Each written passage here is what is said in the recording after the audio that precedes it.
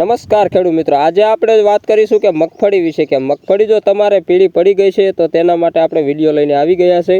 તો પૂરેપૂરો વિડીયો જુઓ જેથી કરી તમને પૂરેપૂરી માહિતી મળી રહે. ખેડૂત મિત્રો, આજે આપણે વાત કરીશું ખેડૂત મિત્રો કે મગફળીની અંદર આ તમે જોઈ રહ્યા છો, આ મગફળી આંકણે કેટલી કાળી છે અને આમ તમે ઉપર હું તમને બતાવું ત્યાં તમે જુઓ કેટલી પીળી રહે છે મગફળી.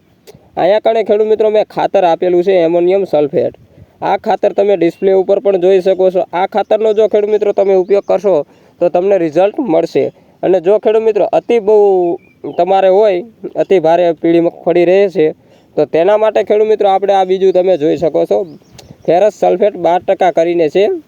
આનો તમે ઉપયોગ કરી શકો છો. આનો ઉપયોગ કરી ખેડૂત મિત્રો તો પણ તમને રિઝલ્ટ 100% મળશે.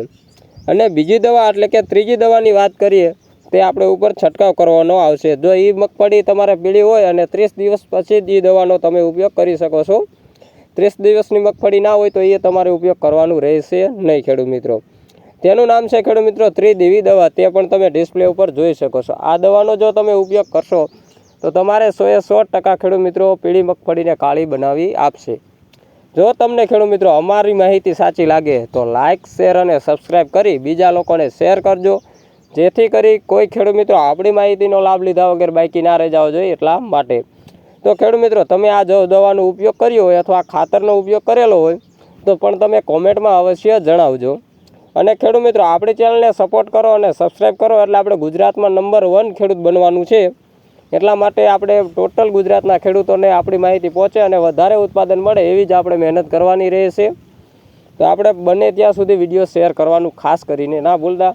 અને ફરી એકવાર કહી દઉં કે એમોનિયમ સલ્ફેટ અને એક આ ફેરસ સલ્ફેટ 12% અને આ ત્રિદેવી દવા, 3 દવાનો તમે ઉપયોગ કરી જુઓ. ગમે તે એકનો ઉપયોગ કરો એટલે તમને ખેડૂત મિત્રો રિઝલ્ટ પૂરેપૂરું મળી રહેશે. અને ખેડૂત મિત્રો આ 3 દવાનો મેં અનુભવ કરી લીધો છે મારી મગફળીની અંદર અને મને રિઝલ્ટ સારું જ મળ્યું છે. એટલા માટે આપણે આ વિડીયો બનાવીને આવી ગયા છીએ. તો ખેડૂત મિત્રો હવે મળીશું આપણે નવા વિડીયો સાથે. ત્યાં સુધી જય હિન્દ, જય ભારત અને જય કિસાન. ખેડૂત મિત્રો હવે મળીશું આપણે નવા વિડીયો સાથે.